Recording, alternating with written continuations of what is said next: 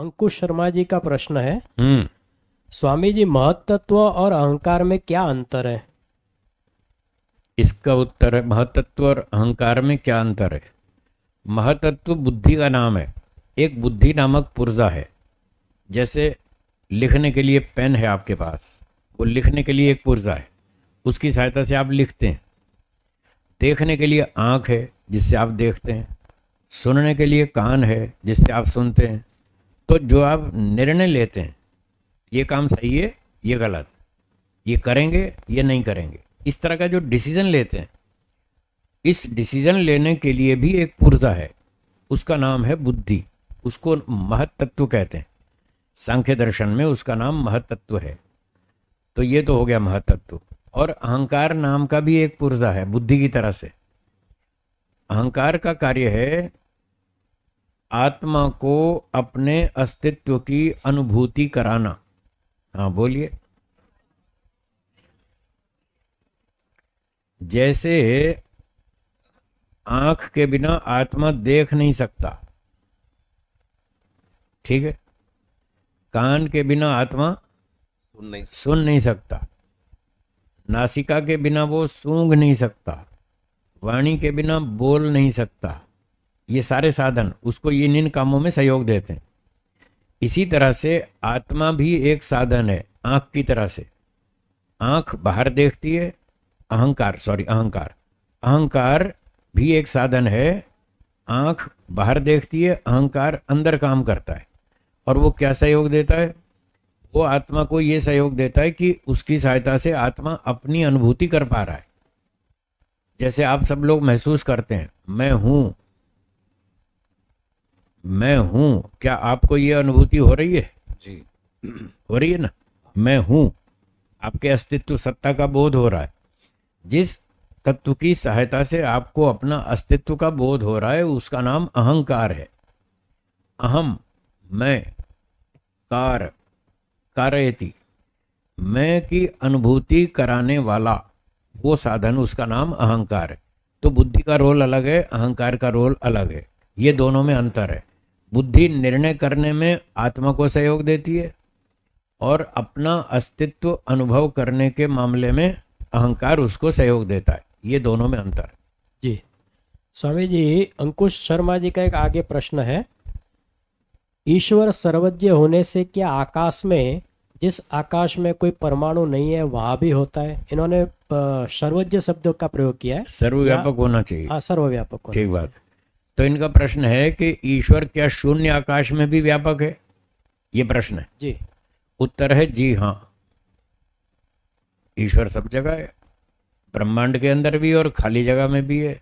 जो ब्रह्मांड से बाहर शून्य आकाश है, खाली जगह, वहां भी ईश्वर है। यदि वहां ना हो तो सर्वव्यापक कहाँ हुआ? सर्व का मतलब सब जगह, सब एरिया में, चाहे वहां सृष्टि हो चाहे ना हो, जितना भी आकाश है वहां तक ईश्वर फैला है। ये उत्तर है। आगे उन्हीं का प्रश्न है। स्वामी जी, एक गृहस्थ निष्काम कर्म तो ज्यादा नहीं कर सकता, मोक्ष के लिए क्या पूरा जीवन निष्काम कर्म करने होते हैं?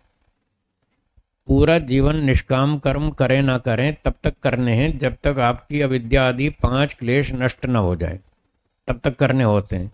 तो यदि कोई व्यक्ति गृहस्थ जीवन में रहते हुए पूरा तो नहीं कर पाता निष्काम कर्म, ठीक है, तो फिर उसको निष्काम कर्म पूरा दिन करना है।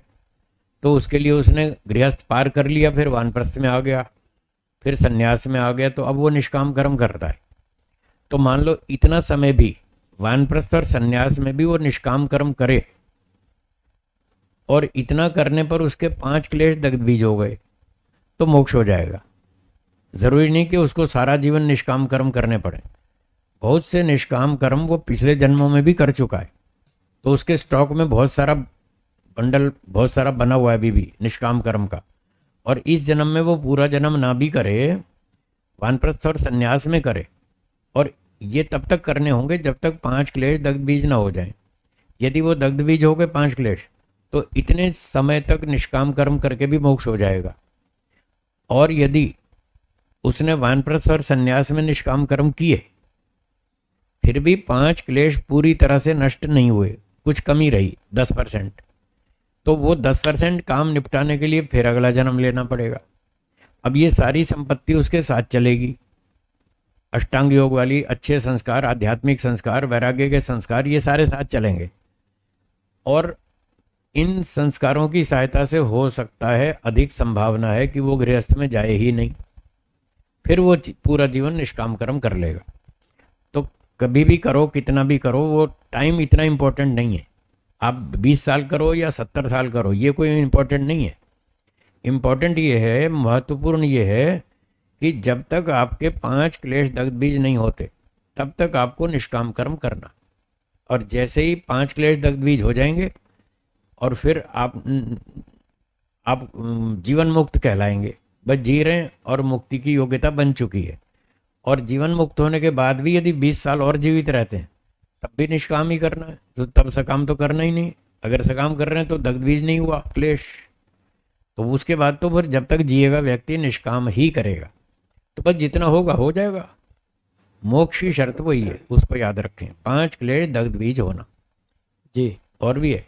अन्य एक व्यक्ति का प्रश्न है, गुरुजी नमस्ते, स्वप्न में कुछ बातें लग जाती हैं, ये कैसे हो जाती है? ये तो संस्कारों की बात है।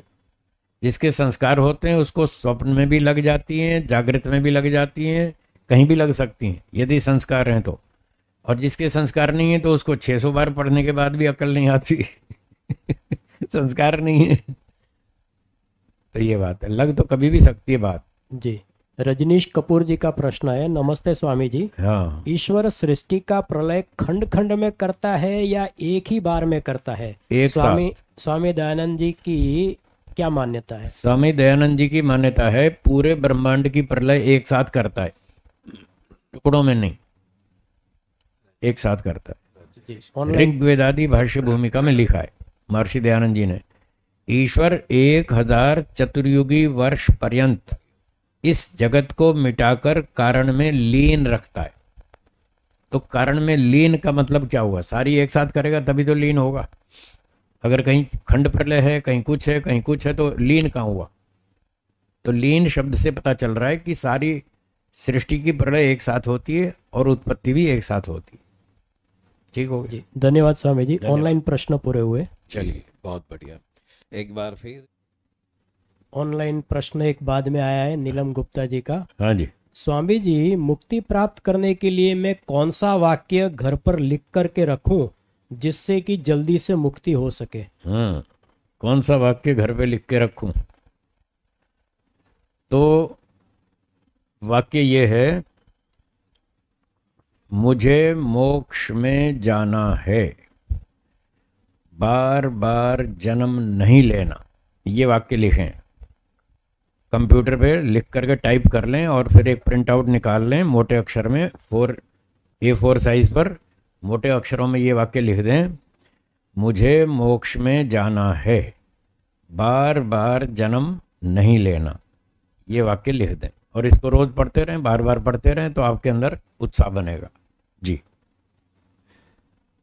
तो एक बार फिर तालियों की गड़गड़ाहट के साथ इस